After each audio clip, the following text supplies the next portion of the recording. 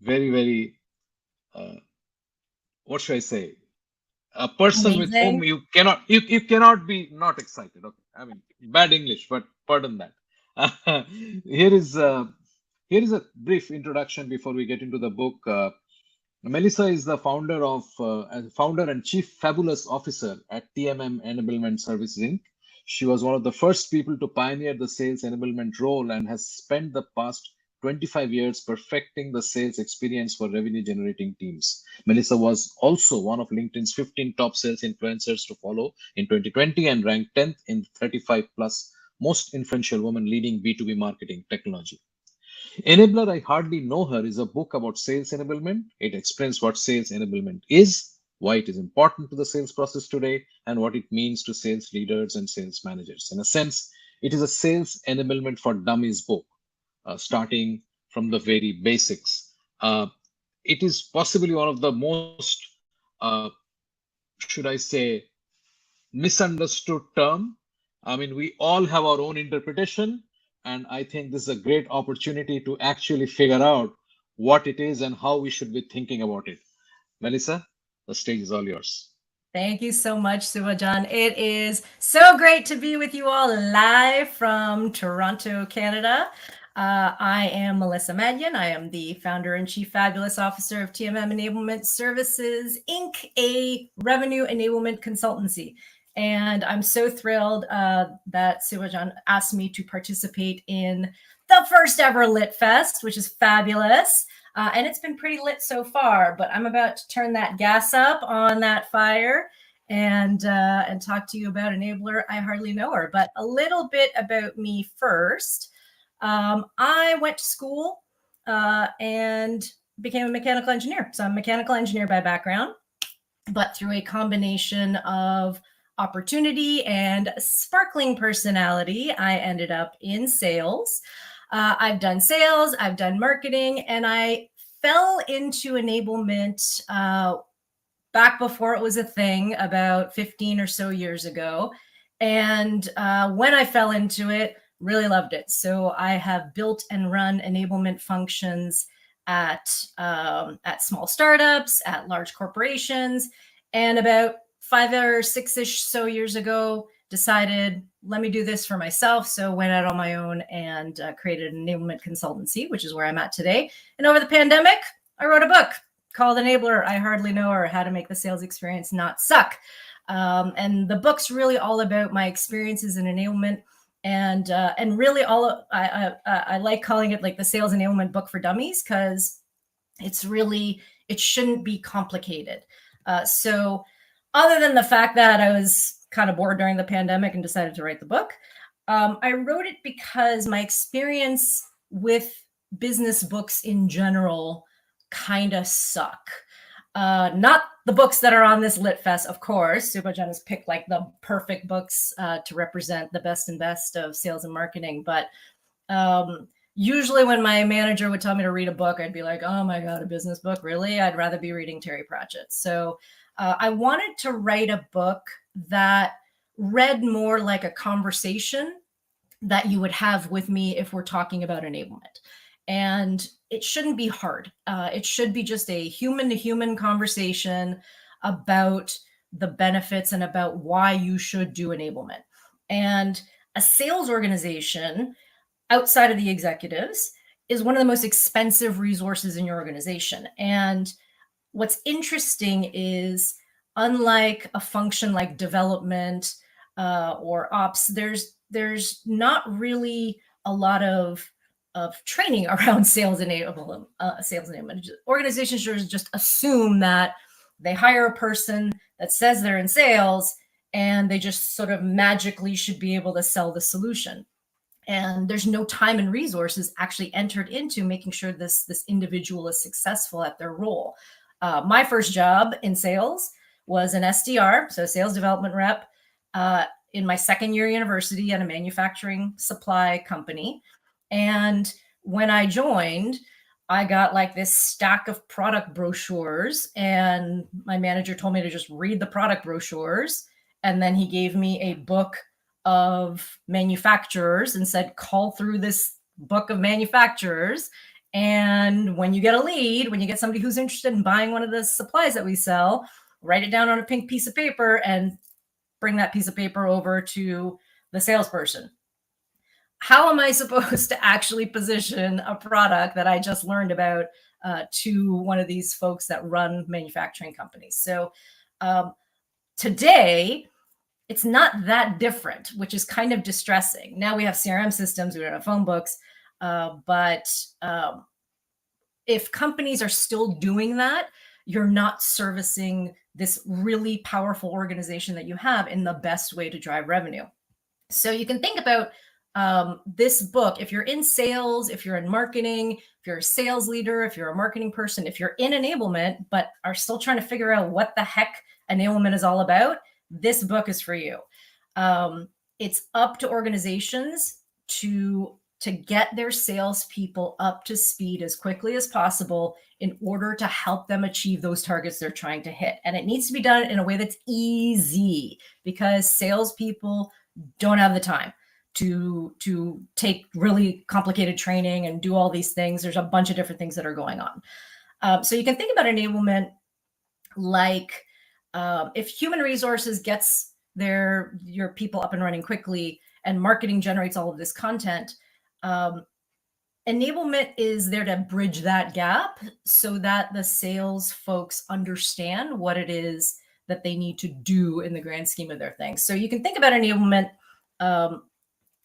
as a way of arming a revenue generating organization with the process, the tools, and the training that they need in order to ultimately increase revenue while also building a great customer experience.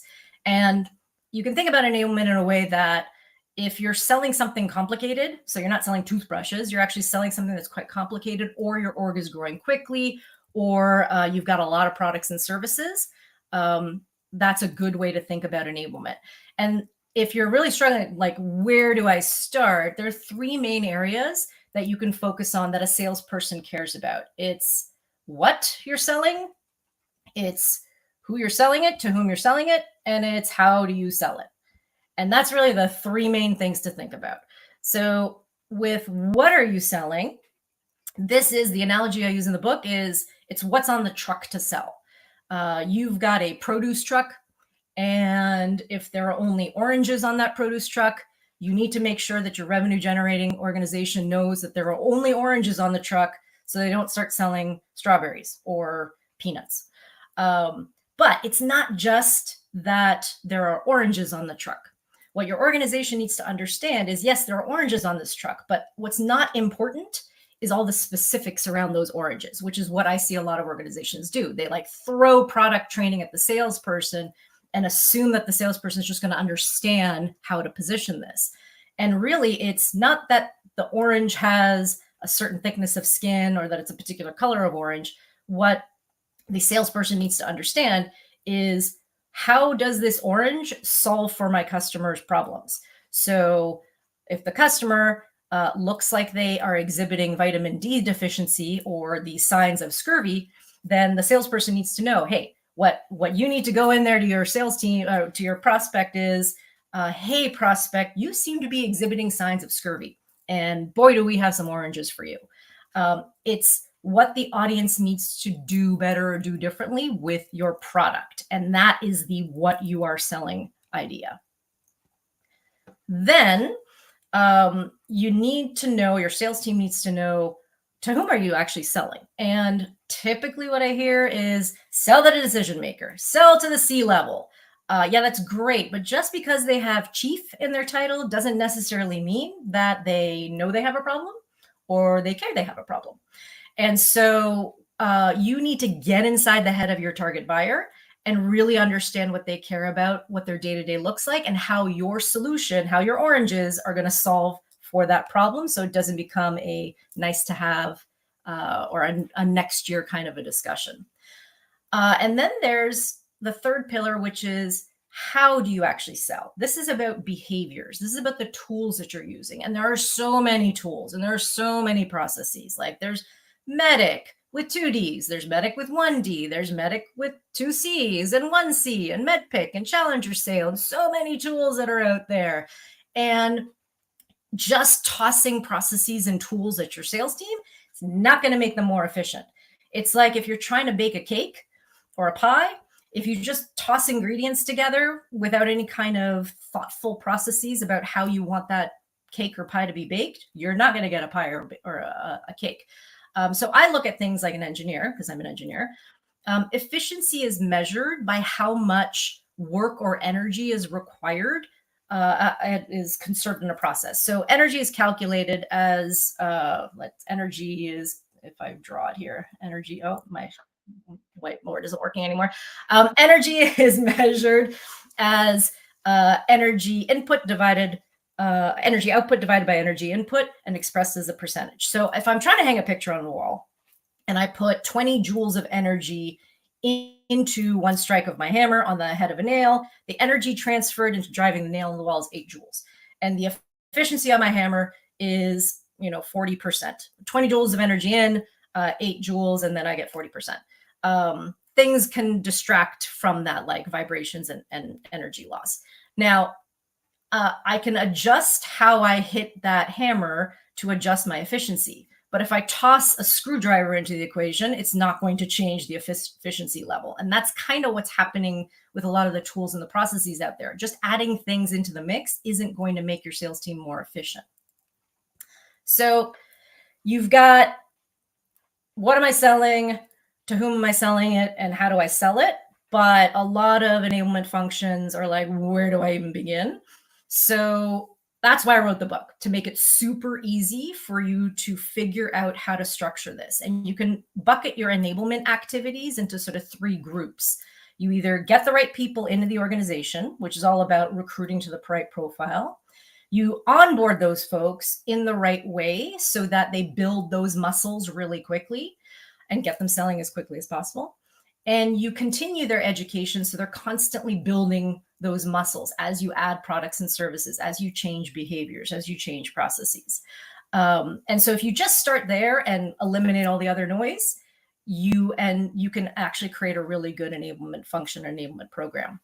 And so think about enablement in an organization. I view enablement, and I use this analogy in the book, kind of like the bouncer to a nightclub. If all of your sales and your revenue generating functions are in the nightclub having a great time and doing their thing, there's a long lineup of other departments that are trying to get in front of sales, like your product team, like your legal team. It's like, well, I just got to do this one thing for sales. I just got to do this one thing for sales. And what enablement can do is be that bouncer that says, okay, product, you want to come in? You can't come in wearing that shirt, and definitely you can't come in wearing those flip-flops. You got to change what you're doing so that when you do get in front of sales, it's effective and it's efficient for them. So it's sort of like enablement screening so that only the most important information gets in front of gets in front of the salespeople for them to consume and then interact with their target buyer. And a big thing you got to do here is get your managers on board. Your managers can be your best advocates, or they can be your worst nightmares. So if you don't get your managers engaged and your managers aren't behind the enablement, it doesn't matter how much enablement you do. If they're not bought in, it's just going to go in one ear and out the other. So as an enablement function, if you're new to enablement, learn about the metrics your managers care about, review the dashboards they're looking at, understand their world, and enable them as well. And whatever you do in an organization, you got to amp up your enablement to make an impact in the organization, because it's all about driving revenue for your organization. Don't just be reactive, be proactive and amp those enablement activities up. So with that, I think I got 3 minutes left. Feel free to connect with me on the socials. I will warn you in advance. There's going to be a lot of cat pictures on my socials, a lot of cat puns, a lot of meowing. But that's my jam. I have a cat myself, and you'll see him quite a lot on my socials. So feel free to connect with me on the socials. And that summarizes my book in 20 minutes or less. I think we've got a couple of minutes for questions that I'm quite happy to handle. What do we got? Yeah, I mean, this was exactly as promised. Thank you, Melissa. Yeah, we have some questions. Let's bring it up, and we will get going from there. Ah, okay. So sales enablement is more tools or process. I would say it's both. It's process, it's tools, it's training. And you need all of those things in order to affect the efficiency of a sales organization. So if you're just chucking tools at them, tools without a process is not going to work. Or if you chuck process at them without enabling them with the training around it or the tools to support it, it's not going to work either. How do you manage a process if there's no tool to actually help you manage that process? Or throwing tools and training at them, or throwing tools and process at them without training is not going to go anywhere either. And then of course, if you don't train them, they're not going to know what to do either. So it's process, tools, training. And baseline requirement is what am I selling? To whom am I selling it? And how do I go about selling it? And if you just orient yourself to those things, it'll help cut all the other noise out of the picture. Thank you for the question. Let's see. Is another one? Research shows more buyers on the table. Oh yeah, how do you handle that? Yeah, because it's buying by committee now. And the best way to think about it, I see a lot of stuff around persona-based selling, and personas are important. It's important to know who's in the mix. But the interesting thing about personas, and there's lots of research around this, but the interesting thing about personas is they all kind of care about the same thing. Even if they're coming at it from different points of view, they're all coming at the use case, the business value the same way. They all have a problem they're trying to solve.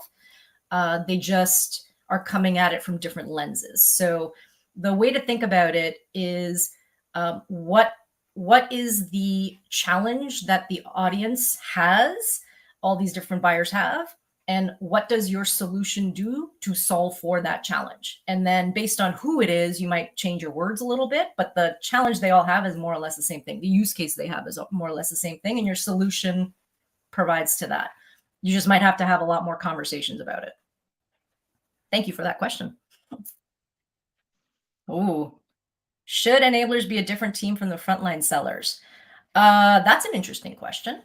So your frontline sellers, their focus is selling, and they shouldn't be distracted from anything other than selling because they need to drive revenue.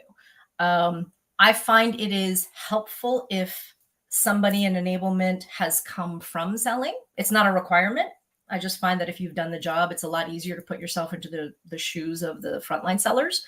And quite often I see SDRs or people who have been in sales moving into enablement. Again, not required. It's just a nice to have.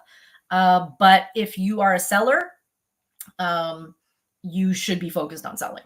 And that's a bit old school, but that's why you get paid. You get paid to sell.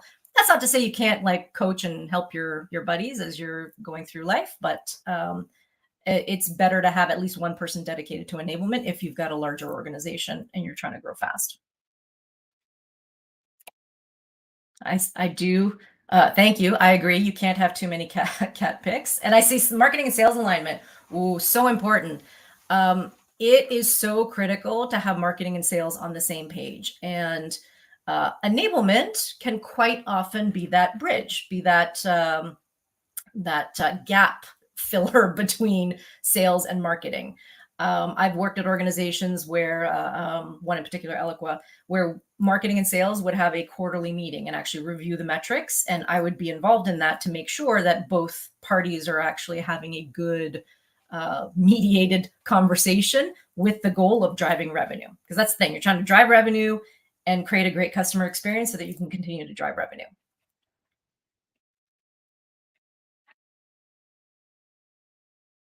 Other questions, or am I out of time? Are you going to pull the? We have some more questions. No. Right. Okay. Oops. I took myself off. Okay.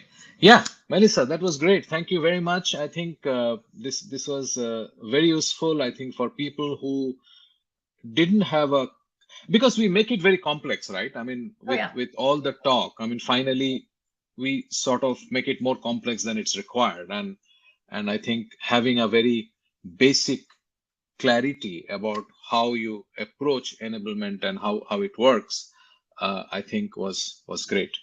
Great. This Thank is you.